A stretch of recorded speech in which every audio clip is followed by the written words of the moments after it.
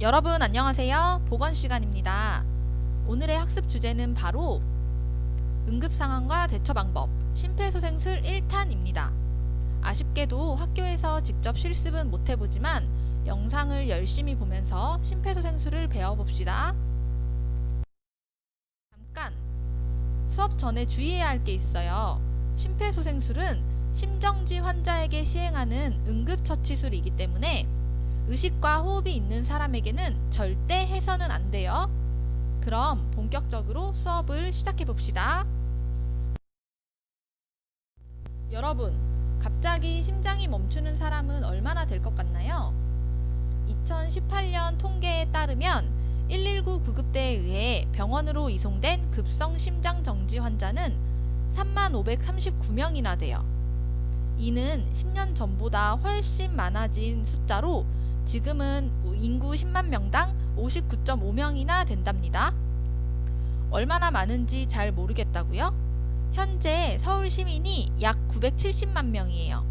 그중 매년 5,770명이 심장이 멈추어서 생명이 위협받고 있다는 뜻이에요.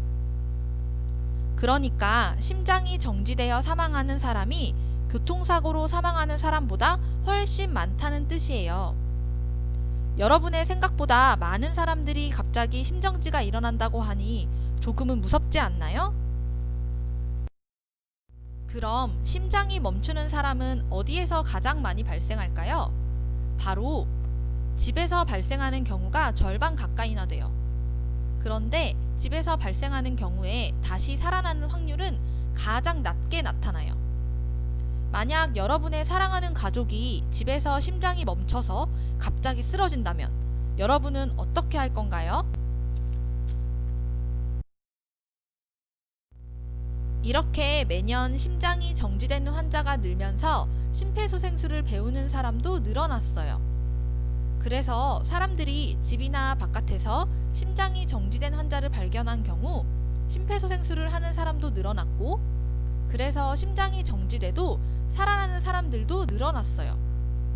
여러분도 길을 가다가 심장이 정지된 사람을 발견한다면 오늘 배운 내용을 잘 기억하고 실천해서 소중한 생명을 살리는 영웅이 될 수 있어요. 실제로 빠른 응급처치로 할아버지를 살린 초등학생이 있어요. 이 학생은 엄마가 부르는 소리에 마당으로 달려가 보니 할아버지가 쓰러져 있었어요. 엄마는 119에 신고를 하고 이 학생은 할아버지가 심장이 멈추었다는 것을 확인하고 학교에서 배운 심폐소생술로 할아버지를 살렸답니다.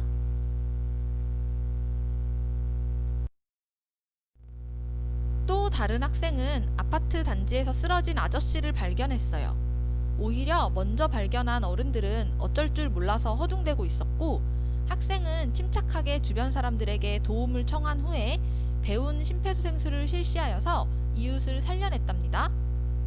여러분도 오늘부터 사랑하는 가족, 친구, 이웃을 도와줄 수 있는 어린이가 되어 봅시다.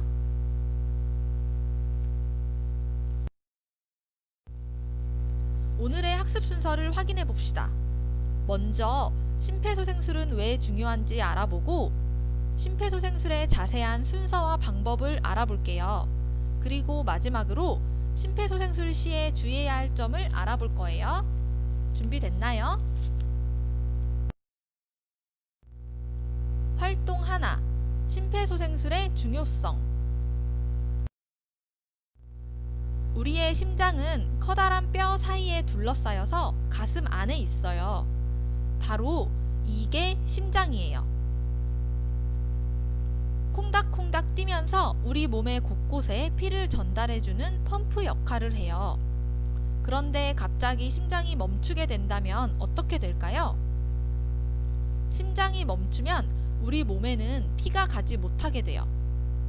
그 중에서도 가장 중요한 심장과 뇌에 피가 오랫동안 가지 않게 되면 사망에 이르게 돼요.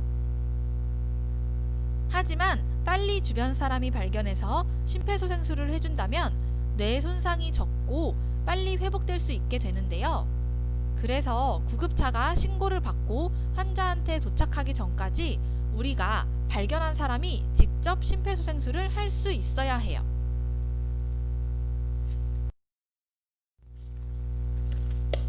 심장이 정지된 환자에게 빠른 시간 내에 해야 하는 응급처치술인 심폐소생술은 정지된 심장 대신에 심장과 뇌에 산소가 포함된 피를 공급해주는 기술을 말한답니다.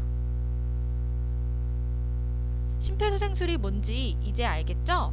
그리고 왜 중요한지도 알았을 거예요. 빨리 할수록 이 환자를 살릴 수 있고 후유증을 적게 도와줄 수 있다는 거죠. 활동 2. 심폐소생술의 순서와 방법. 잠깐 다시 알립니다. 심폐소생술은 심정지 환자에게 시행하는 응급처치술이기 때문에 의식과 호흡이 있는 사람 외에 응급상황 외에는 심폐소생술을 시행해서는 안 돼요. 그럼 심폐소생술의 순서를 알아봅시다. 첫 번째, 환자 반응 확인하기. 쓰러진 환자를 발견한 경우 어깨를 힘있게 치면서 환자의 반응을 살핍니다. 여보세요? 괜찮으세요? 제 말 들리세요? 이런 말로 크게 소리치면서 어깨를 치고 환자의 반응을 확인하는 거예요. 두 번째, 119 신고 요청하기. 환자의 반응이 없는 경우 일단 심정지 상태를 의심하고 재빨리 도움을 청해야 돼요. 거기 청바지 입으신 분 119에 신고해주세요. 이런 식으로 그 사람의 인상착의를 말하면서 정확히 도움을 요청하세요. 세 번째, 심장 충격기 확보하기. 역시 옆에 사람의 인상착의를 지목하면서 거기 줄무늬 옷 입으신 분 심장 충격기 갖다 주세요 라고 소리치세요. 네 번째, 환자 호흡 확인하기. 신속하게 도움을 요청한 후에는 내가 환자의 호흡을 확인합니다. 심장이 멈춘 경우 호흡이 없거나 정상적으로 가슴이나 배가 오르락 내리락 하지 않아요. 그런데 만약 의식은 없지만, 그러니까 어깨를 쳤는데 반응은 없지만 배가 오르락 내리락 하면서 호흡을 하고 있을 경우에는 심폐소생술을 실시하지 않습니다. 혹시 주변에 도움을 청할 사람이 없다면 어떻게 해야 될까요? 내가 직접 119에 전화해서 도움을 요청합니다. 119죠. 우리 어머니가 쓰러졌어요. 도와주세요. 여기는 도봉동 도봉아파트 101호입니다. 이런 식으로 정확하게 주소를 말해야 되기 때문에 여러분은 오늘부터 우리 집 주소를 정확하게 말할 수 있어야 돼요. 그럼 이제 심폐소생술을 실시하는 방법을 알아봅시다. 확인할 사항. 먼저 환자를 평평하고 단단한 바닥에 눕혀주세요. 그리고 환자 옆에 무릎을 꿇고 앉습니다. 그 다음에는 환자의 윗옷을 벗기고 정확한 가슴 압박 위치를 확인하는 거예요. 압박 위치는 가슴 중앙에 이렇게 넥타이처럼 생긴 뼈가 있어요. 이 빨간 부분인데요. 이 뼈를 절반 나누었을 때 그 아래쪽에 2분의 1 지점, 여기를 눌러주는 거예요. 함께 한번 찾아볼까요? 지금 본인의 몸을 만져보세요. 가장 윗부분은 목 아래에 움푹 파진 이 지점이고, 여기서부터 쭉 따라 내려와서 가장 아래는 가슴 중앙뼈, 여기가 만나는 지점이 또 만져질 거예요. 이 지점 사이를 절반으로 나누었을 때 이 밑부분, 여기를 다시 절반으로 나눈 이 부분을 압박해 주는 거예요. 아래쪽 부분이 우리가 압박을 해야 하는 곳입니다. 그 다음 손바닥의 두툼한 부분인 손꿈치로 누르게 되는 거예요. 손바닥에서 이 끝부분, 여기가 바로 손꿈치입니다. 자신의 손꿈치를 그리고 그 지점에 손꿈치를 두는 거예요. 그 다음에 다른 쪽 손을 포갠 다음에 손가락은 깍지를 껴서 환자의 가슴에는 손꿈치만 닿도록 하세요. 이렇게 손가락을 다 들고 있죠? 여기 가슴에서 닿지 않도록 손가락이 다 띄어 있어요. 그쵸? 그리고 손꿈치만 닿아 있는 거예요. 이렇게 해야 돼요. 근데 만약에 이 손가락을 붙여서 완전 이렇게 바닥에 다 닿게 하면 골절이 될 위험이 있어요. 알겠죠? 손꿈치를 바닥에 대고 반대쪽 손으로 깍지를 낀 다음에 손꿈치로만 눌러주는 거예요. 그럼 여기서 질문, 어떤 쪽 손을 밑으로 해야 될까요? 상관없어요. 자신이 하고 싶은 손을 밑에 두고 반대쪽 손을 위에 깍지를 껴주고 손가락은 이렇게 들어주세요. 그 다음 팔꿈치를 곧게 펴서 어깨와 팔꿈치 그리고 손꿈치까지 수직이 되게 하는 거예요. 이렇게 옆에서 봤을 때 이렇게 수직이 될 수 있도록 손꿈치, 팔꿈치, 어깨까지 이렇게 해주고 엉덩이를 들어서 무릎을 꾼 상태에서 이렇게 해줘야 올바른 자세가 될 거예요. 지금 한번 잠깐 동영상을 멈추고 무릎을 꿇고 앉아서 이 자세를 따라해 보세요.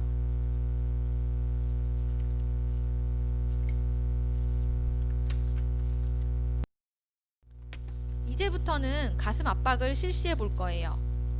환자의 가슴을 약 5cm 정도, 5cm의 깊이로 수직으로 누를 건데요. 이때 최대로 6cm는 넘게 하면 안 돼요.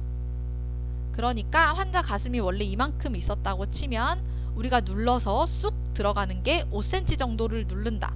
생각보다 깊죠? 이렇게 해야 갈비뼈 안쪽에 있는 심장까지 압박이 잘 될 수 있어요. 누르고 나서는 가슴이 다시 원래 위치로 들어갈 수 있도록, 올라올 수 있도록 힘을 완전히 빼줘야 돼요. 근데 이때 힘을 뺄 때 손꿈치는 붙인 상태로 힘만 빼주는 거예요.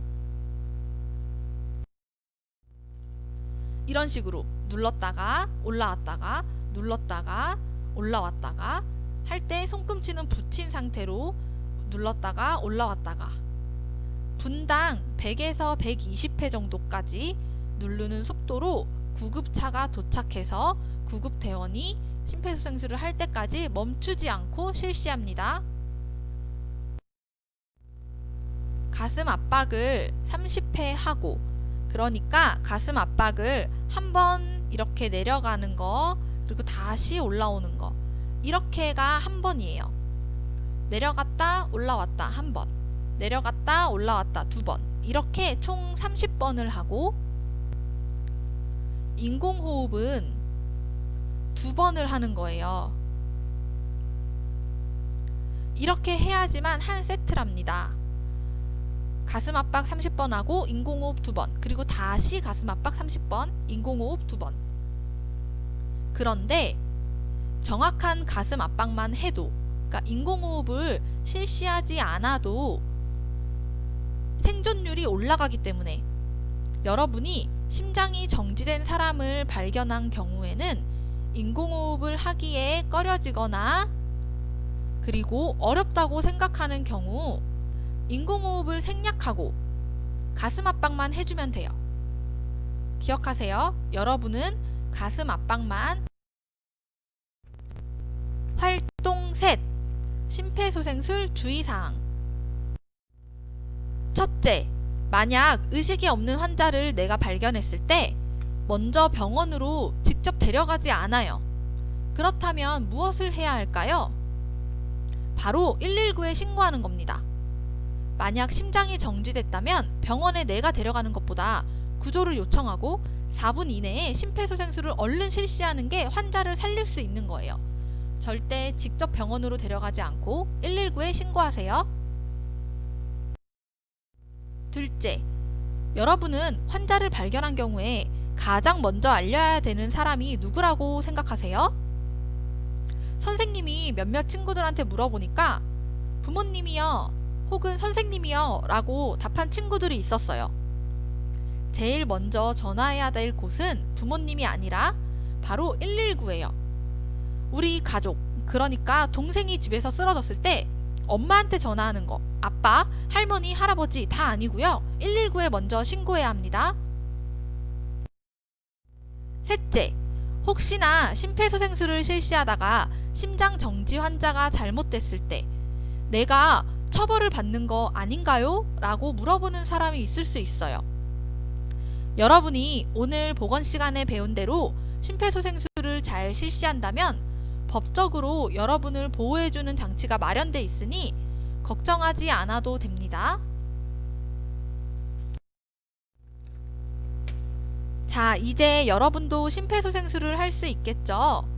의식과 호흡이 없는 사람을 발견한다면 첫 번째, 뭘 해야 된다고 그랬죠? 네, 어깨를 두드리면서 깨우는 거예요. 그 다음에 119에 신고를 해서 알리고, 세 번째로 가슴 압박을 실시하는 것, 가슴을 누르고, 깨우고 알리고 누르고, 이렇게 해주는 거예요. 기억하세요. 오늘의 학습 과제는 심폐소생술의 순서를 올바르게 나열하기입니다. 과제방에 심폐소생술의 순서를 올바르게 나열해서 적어주세요. 자, 다음 시간에는 심폐소생술을 실시하는 모습을 직접 확인해보고 심장 충격기를 어떻게 사용하는지에 대해서 알아보는 시간, 응급상황과 대처 방법 심폐소생술 2탄을 확인할 거예요. 다음 시간에 만나요.